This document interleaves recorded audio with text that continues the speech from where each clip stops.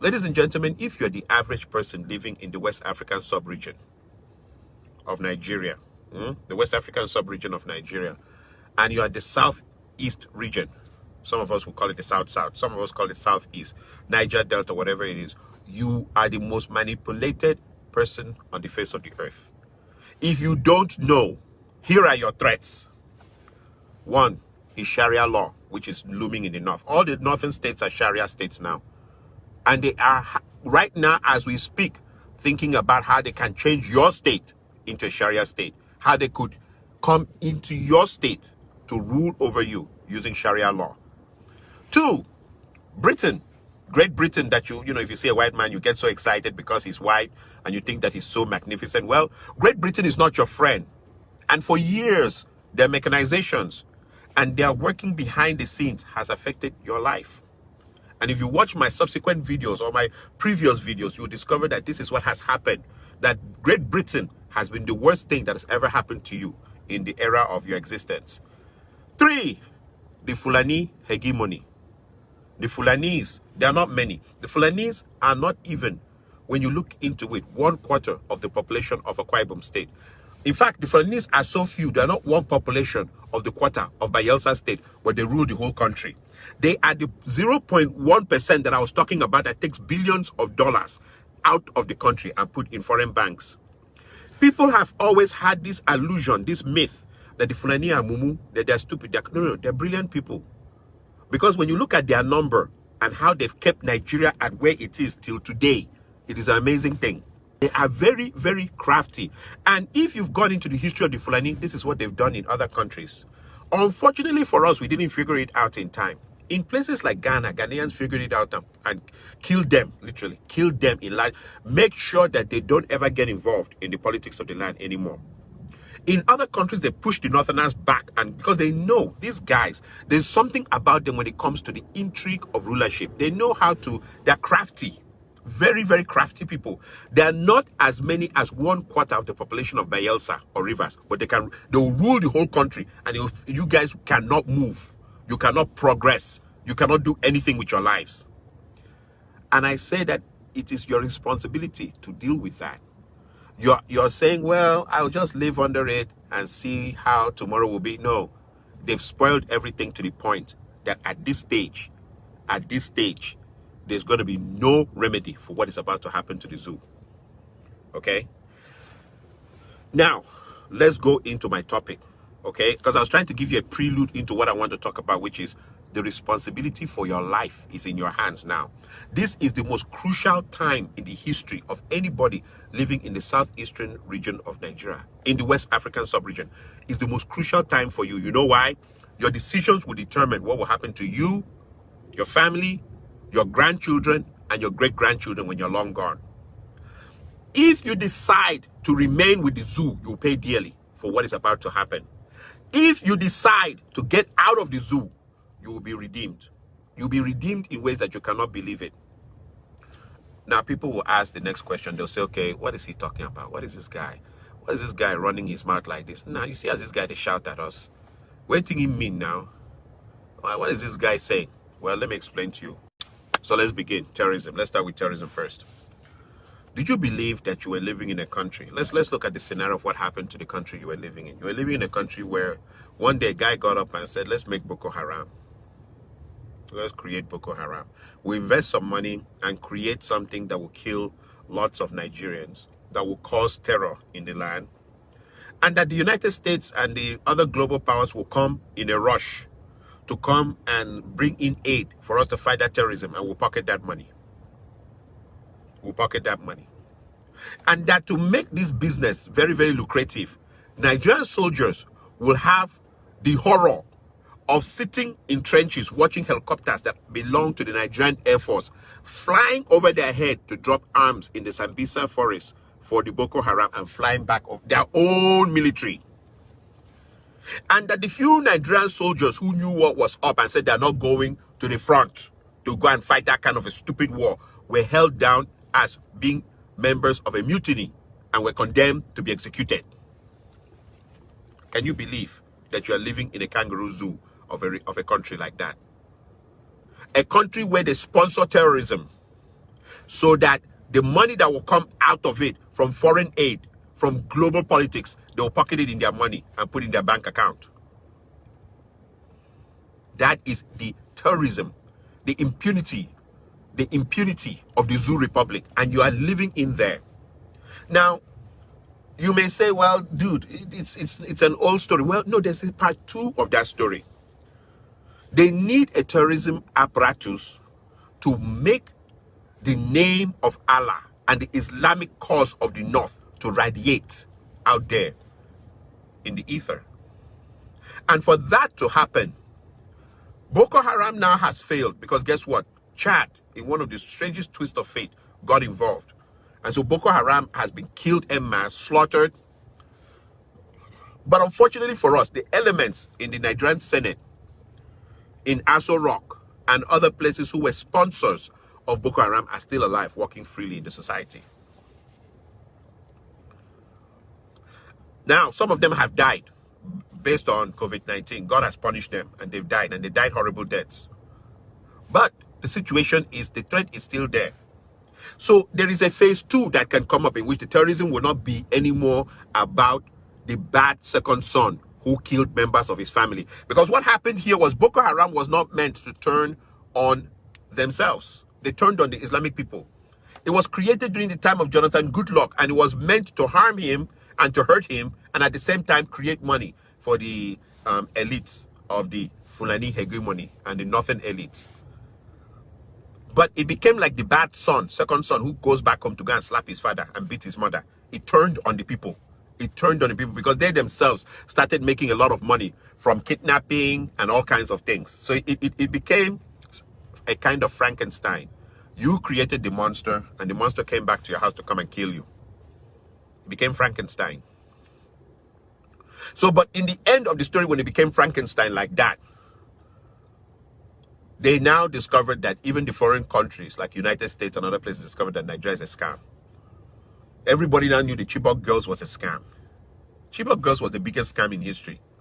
Just to attract foreign people. Do you know how much money people made from Chibok girls? Set the Chibok girls free, make t-shirt, make pen. Set Chibok free. Chibok are suffering in a suitcase. Everything, Chibok. They made a lot of money from it, to the detriment of people's daughters. Some of those girls have not been seen alive anymore till this day. Some of those girls will never ever be returned back to their family anymore. They were raped systematically in the Sambisa forest. So terrorism of Boko Haram has brought about untold hardship upon people. But in the end, those who pocketed the money that they made from terrorism business are still walking about freely in Nigeria, calling themselves loyal Nigerians. The zoo is a place where this kind of business is supposed to be brilliant. Even the president you have has been accused of pocketing that kind of money. For those of you who are so attached to the zoo and cannot detach, Nigeria doesn't have a president. The zoo doesn't have a president, nor does it have a vice president. If you think it's not, you know what? You guys sometimes, remember my last video about social conditioning? You're so conditioned that nonsense now is sense to you. Nonsense has become sense. Where is your vice president? Which country do you see in the world where the vice president may not be seen and there is silence and nothing is said about it? Which country do you see that kind of a thing happening? Which country in the world do you see a country where the president is constantly flying between his country and London? He's constantly flying between London. You guys have been so socially conditioned to nonsense that you now accept it as common sense. Nonsense, like crap of the highest order. You now say this is normal. Leave our president. Like, Sai Baba, leave our president alone. But here's the thing. In the end of the story, do you also know that this very country that you're living in, the security of your life is at the same level of the security of the nearest chicken that just passed by you? Yeah, those of you who are so attached to the zoo, you swear by the zoo. The security of your life is not different from that chicken that just passed by. It's not very different. The chicken maybe even may have a greater chance at surviving than you. Why? Because the so-called people that you think are your leaders have invested in your possible death, which is terrorism. So there'll be a phase 2. And they have tried several times to integrate themselves into the southeastern sector. They want to come in. They want to come in. You know, they use cows as an excuse, which shouldn't be an excuse for someone to try and come into your place. But that in the final analysis of all this, one day you guys will wake up and will be right smack middle of a jihad.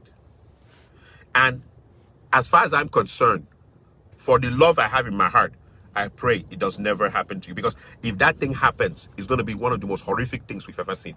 There are those Northerners that are there. We know very well from our own top secret thing. There's a lot of arms buried now in the floor of the southeastern region of Nigeria. Arm depots on the ground. A lot of arms are buried there for the day of reckoning between you guys and the North. And most of those military cantonments or those military barracks or those military installations, they have switched over the battalions in such a way that the battalions that are there are loyal to the North.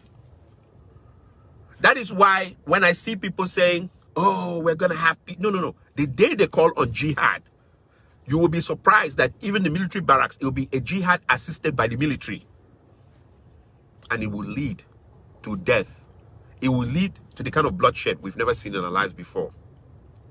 But you see, here's another story, because when we now discovered that Boko Haram and terrorism, some of the bombings we had and some of the things that happened was being sponsored by Turkey,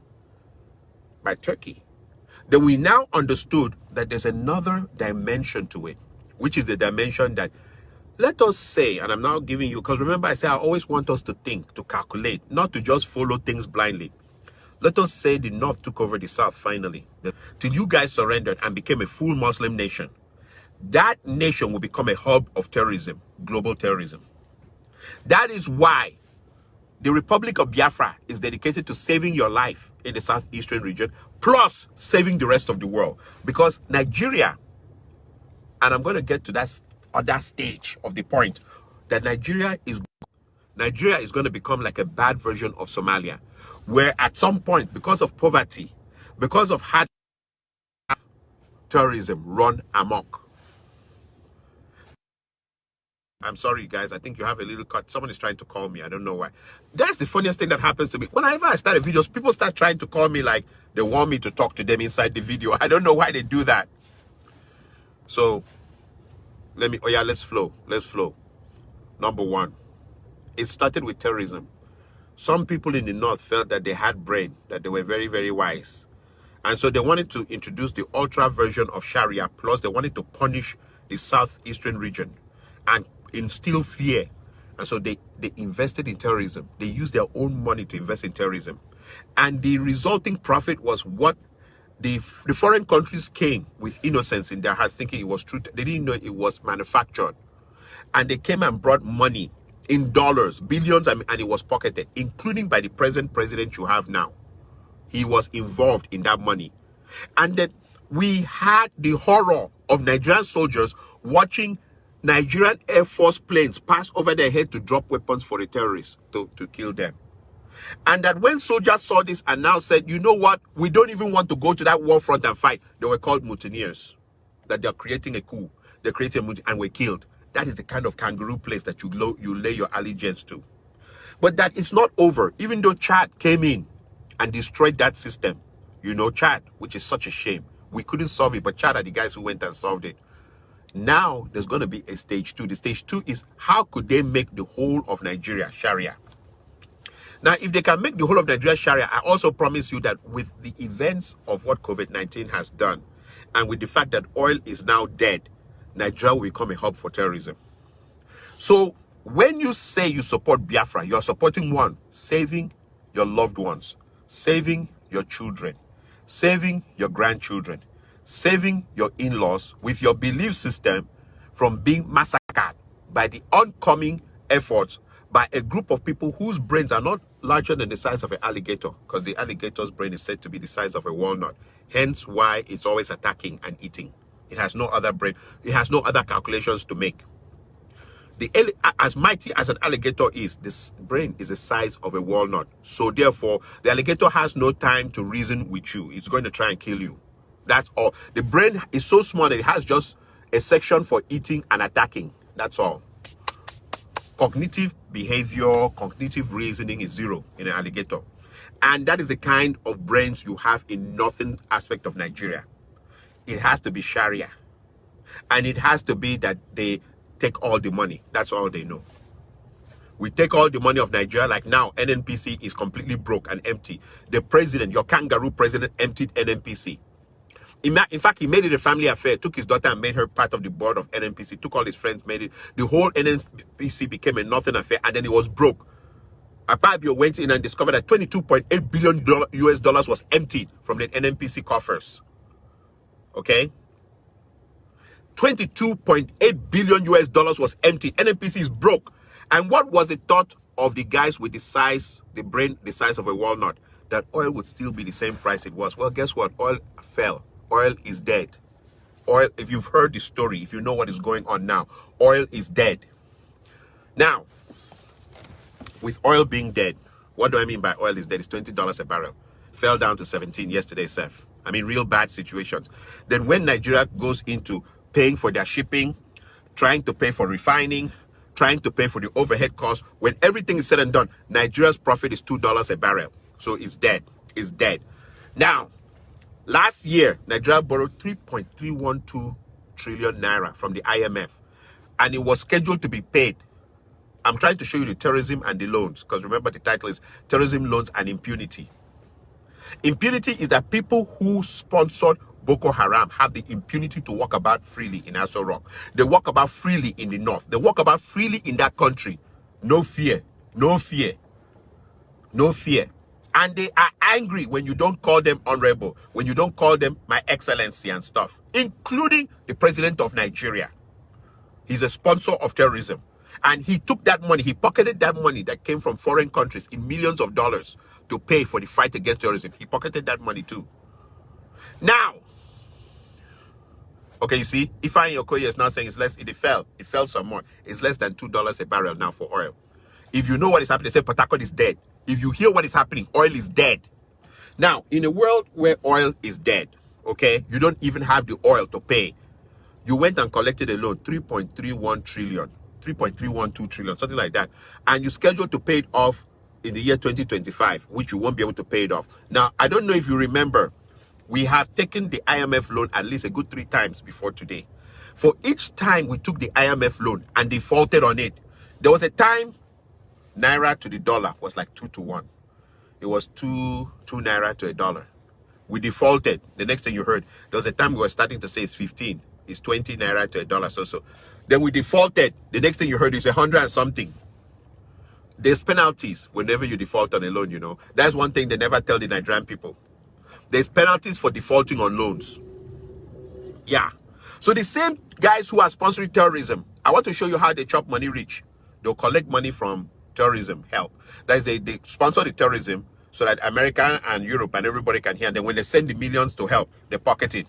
Then they ask for loans and they pocket half and release half to the Nigerian society. Then they go around emptying the coffers of Nigeria, like the sovereign accounts, emptied to the point that the British Prime Minister said that Nigeria is fantastically corrupt. He has never, that even the money, it's just like the money for the country, the main bank account of the country, Nigeria is empty. Who are the people doing this? It's not people from Akwa Ibom. It's not people from Rivers State. It's not people from Edo State. It is not people from Bayelsa. I can also tell you that the Igbos are not seeing that money. It is the Fulani hegemony. Terrorism. Terrorism. Then loans. That is all that has been happening in the last 5 years of the zoo.